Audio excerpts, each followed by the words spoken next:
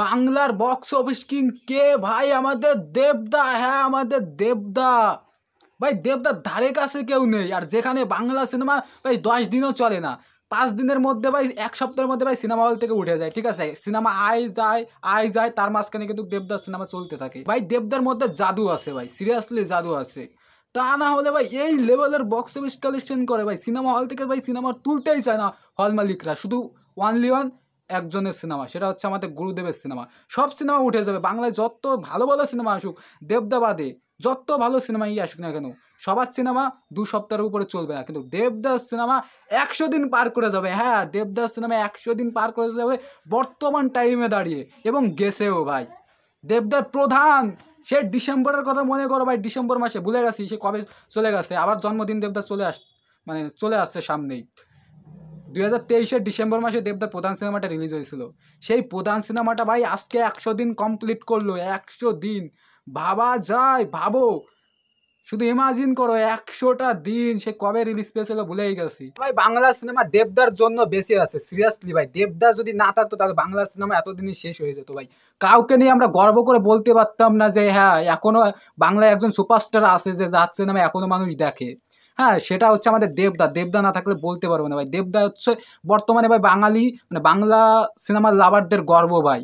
গর্ব করা উচিত ভাই, তোমরা গর্ব করবে। ঠিক আছে, সোশ্যাল মিডিয়ায় এটা নিয়ে পোস্ট করবে। তোমরা দেবদার ফেসবুক পেজে যাও, ওখানে একটা পোস্টার পেয়ে যাবে। 100 দিন কমপ্লিট হয়েছে এই উপলক্ষে একটা দেবদার পোস্টার বের করেছে। ওই পোস্টারটা ডাউনলোড করে তোমরা সবাই স্ট্যাটাস দাও। ঠিক আছে, গর্ব করে লিখো যে দেখ বাংলা সিনেমা এখনো বেঁচে আছে, বাংলা সিনেমা এখনো 100 দিন কমপ্লিট করে ভাই। এটা কিন্তু বাঙালিদের একটা গর্ব। ঠিক আছে, বাংলা সিনেমা লাভারদের গর্ব। আর প্রধান সিনেমাটা যদি এই লেভেলের বক্স অফিস কালেকশন দেয় এবং এতদিন ধরে সিনেমা হলে চলে, তাহলে দেবদার ওই খাদান সিনেমাটা কতদিন চলবে এবং কতটা বক্স অফিস দেবে তোমরা ভাবতে পারছো? এতদিন পরে দেবদা পুরনো ফর্মে ফিরছে, আগের অবতরে ফিরছে। তো ভাবতে পারছো যে খাদান সিনেমাটা কতদিন হলে চলবে এবং কোন লেভেলের বক্স অফিস কালেকশন দেবে ভাই? ভাবলেই ভাই অবাক লাগছে ভাই। খাদানের জন্য অধীর আগ্রহে বসে আছি। ঠিক আছে, সবাইকে দেখিয়ে দেবো। প্রধানের দ্বারা তো তেমন একটা লোকেদের দেখাতে পারলাম না, গ্রাম অঞ্চলের মানুষদের। ঠিক আছে, এবার খাদানের দ্বারা গ্রাম অঞ্চলের মানুষদেরও দেখিয়ে দেবো যে দেখ বাংলায় মাস্টারপিস তৈরি হয়েছে, আগুন তৈরি হয়েছে।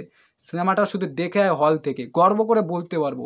খাদানের জন্য অধীর আগ্রহে বসে আছি। মনে হচ্ছে কি যে এখনই যদি জুন জুলাই মাস চলে আসতো, এখনই যদি সিনেমাটা রিলিজ হতো, এখনই যদি ট্রেলার চলে আসতো, এখনই যদি গান চলে আসতো, যে গানটার শুটিং দৃশ্য কিছুদিন আগে ভাইরাল হয়েছিল, সেই গানটা চলে আসতো, তাহলে সবাইকে শেয়ার করে দিতাম। এটা কিন্তু বিরাট বড় রেকর্ড। তা বর্তমানে বাংলা সিনেমার অবস্থা খুবই খারাপ, সেখানে দাঁড়িয়ে দেবদার সিনেমায় 100 দিন কমপ্লিট করলো।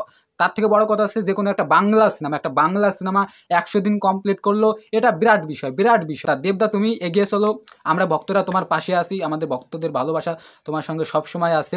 তাই এরকম খাদানের জন্য অধীর আগ্রহে বসে আছে, আমরা সবাই চাই যে খাদান সিনেমাটার জন্য ভালো হয়। তা ঠিক আছে, ভিডিওটা এই অবধি।